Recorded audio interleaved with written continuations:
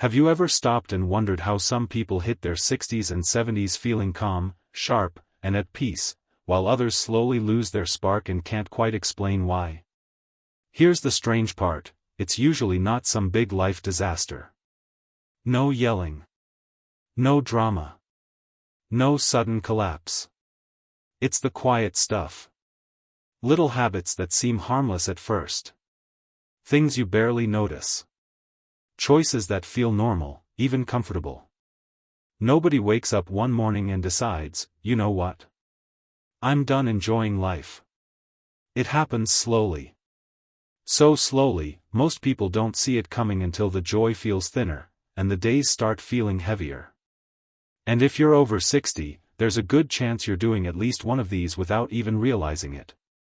Stay with me, because once you see them, you can stop them.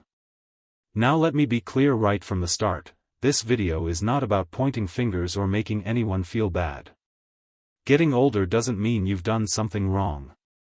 This is about awareness. Because some of the habits that quietly steal joy after 60 don't feel dangerous at all. In fact, they feel normal. Reasonable, even. Most people pick them up without thinking twice. As we go through this, you might recognize yourself in one or two of them, and that's okay. Almost everyone does. But I'll tell you this, one of these habits surprises nearly everyone the first time they really think about it. The good news? Once you notice these patterns, you're not stuck with them. Small shifts can make a real difference, starting right now. So stick with me, because this isn't about changing who you are. It's about protecting the joy you still deserve to have. Aging has gotten a bad reputation in this country. Somewhere along the way, getting older started to sound like losing ground, losing energy, losing relevance, losing joy. But that story is incomplete. Growing older isn't a straight downhill slide. It's more like a road with turns. And the direction it takes has a lot more to do with everyday choices than with age itself. This isn't a list of things you messed up. It's not a lecture. And it's definitely not about trying to turn the clock back. It's about recognizing what quietly shapes your days, your mood, your confidence, your sense of freedom, and deciding where you want those years to lead. I've seen people in their 70s and 80s who feel more alive than folks 20 years younger. And I've seen others who slowly pull back, not because they had to, but because no one ever told them what to watch out for. The goal here is simple, clarity, not criticism. Because aging well isn't about fighting time, it's about choosing your direction. Habit number 1, getting too comfortable with stillness. Rest is good, until it starts shrinking your world. This one sneaks up on people more than almost anything else. It usually starts with something reasonable. You tell yourself, I've earned my rest. You sit a little longer. Drive instead of walking.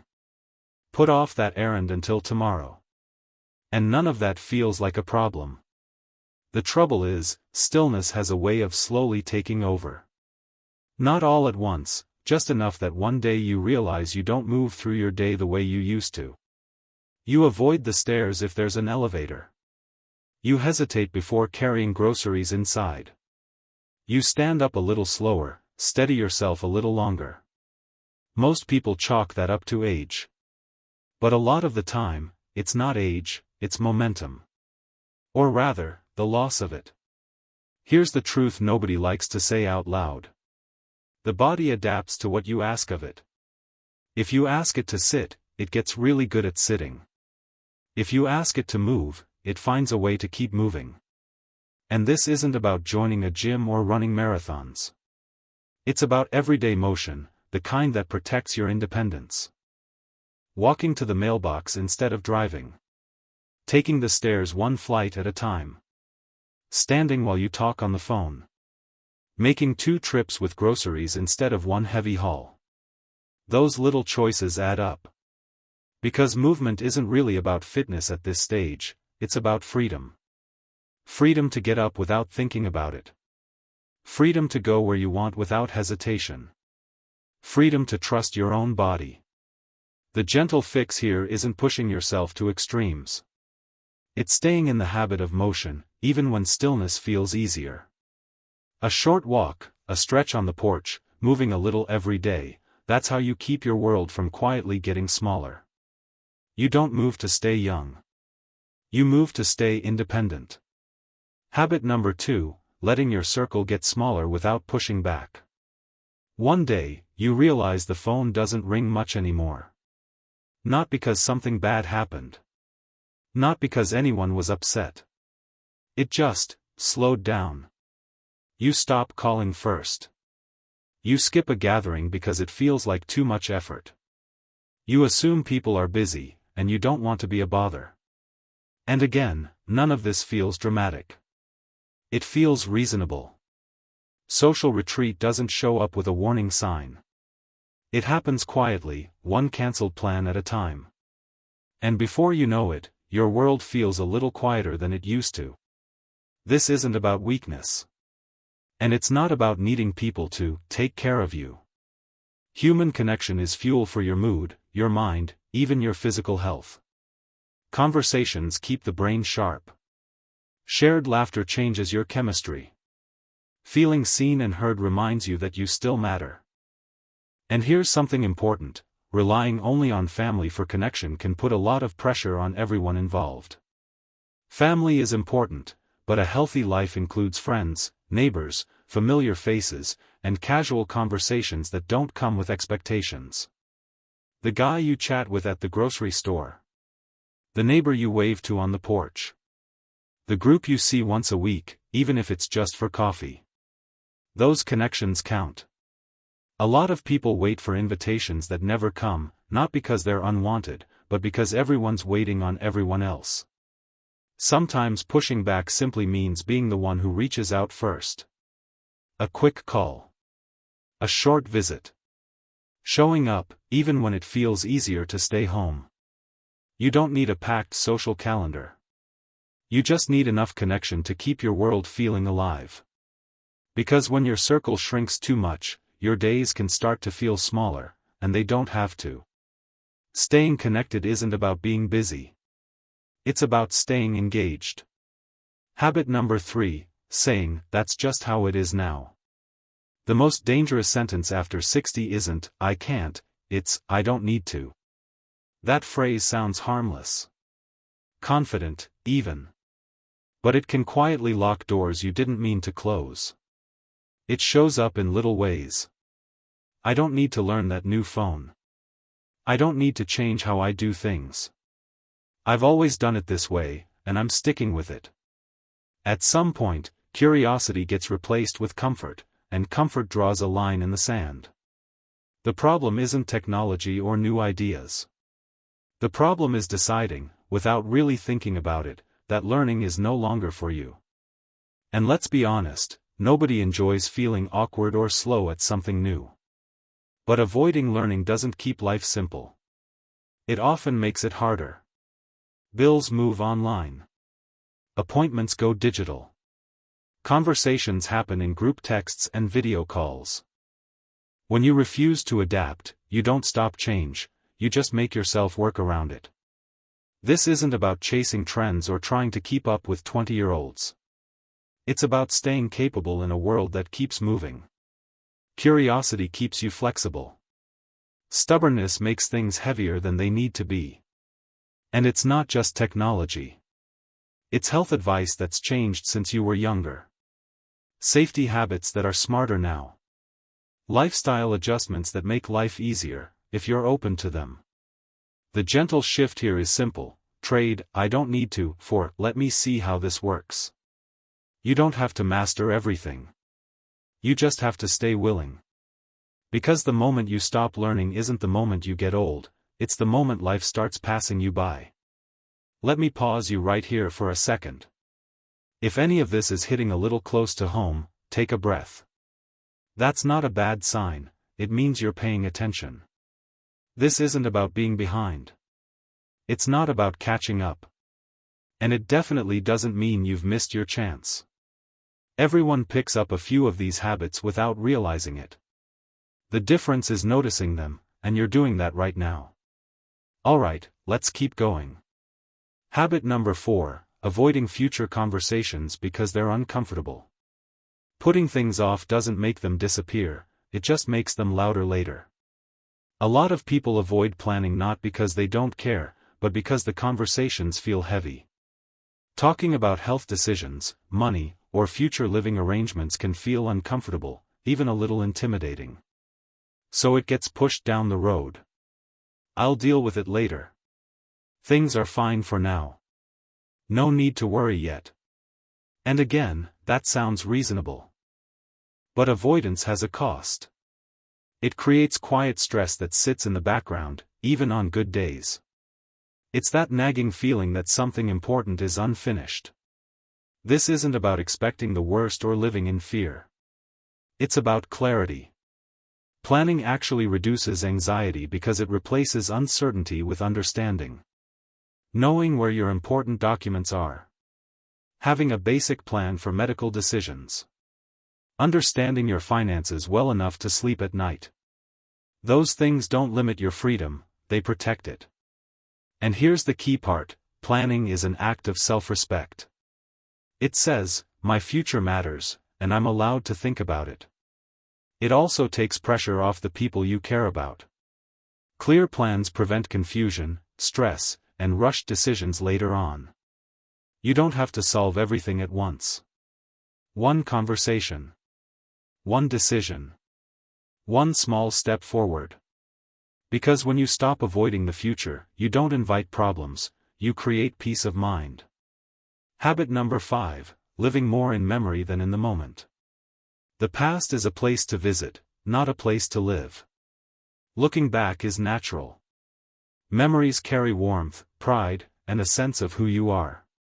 There's nothing wrong with remembering good times, the people, the places, the seasons of life that mattered. The problem starts when the past becomes more alive than the present. When stories replace experiences. When memories replace plans. When today feels like something to get through instead of something to step into. It happens quietly. You catch yourself saying, things just aren't like they used to be. And you're right, they aren't.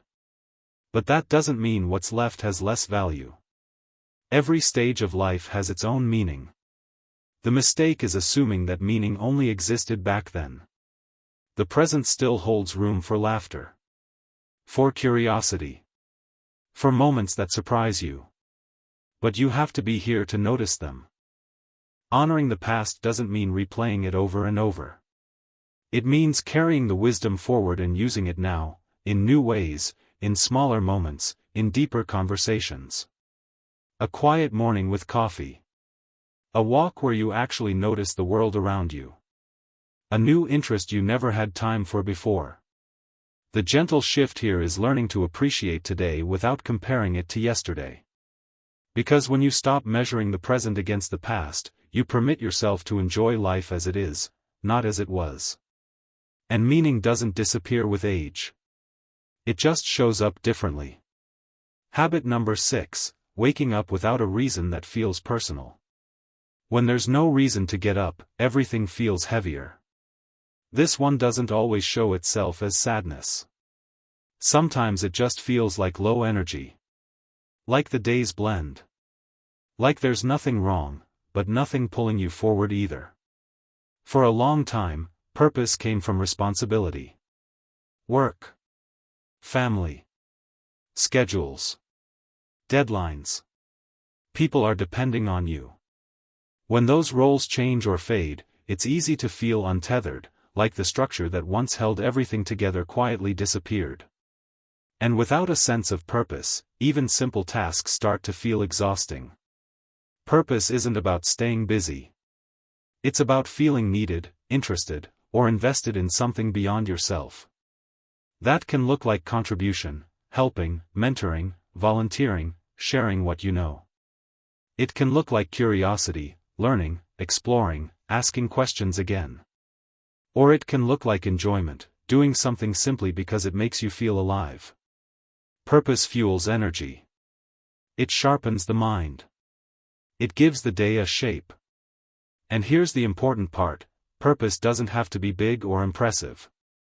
It just has to be personal. Something that makes you think, yeah, I'm glad I got up today. When you find that, resilience follows. Life feels lighter. Challenges don't hit as hard. You remember that you're still part of the world, not watching it from the sidelines. Losing purpose isn't a failure. It's a signal. And the moment you listen to it, you give yourself a chance to reconnect with what still matters to you. If you recognized yourself in any of these habits, let me say this clearly, that doesn't mean you've failed. It means you're human. None of these patterns shows up overnight. They develop quietly, through routines that once made sense. And the fact that you're aware of them now already puts you in a position of strength. Aging isn't about running out of options. It's about realizing you still have choices. You can choose movement over stillness. Connection over retreat. Curiosity over resistance. Clarity over avoidance. Presence over living only in memory. Purpose over drifting. And you don't have to change everything at once. One small shift is enough to start moving in a better direction. Because joy doesn't disappear after 60, it just responds to how you live. The way you show up for your days still matters. The way you care for yourself still counts. And the years ahead can still be meaningful, steady, and deeply satisfying. This chapter isn't about holding on to the past. It's about choosing how you want to live now. If something in this video resonated with you, you're not alone, and I'd really like to hear your thoughts. Feel free to share in the comments which part stood out to you the most. And if you found this helpful, consider subscribing to the channel. We're building a space here for thoughtful, honest conversations about aging well, without fear, without pressure. You're always welcome here. Thanks for spending this time with me, and I'll see you in the next one.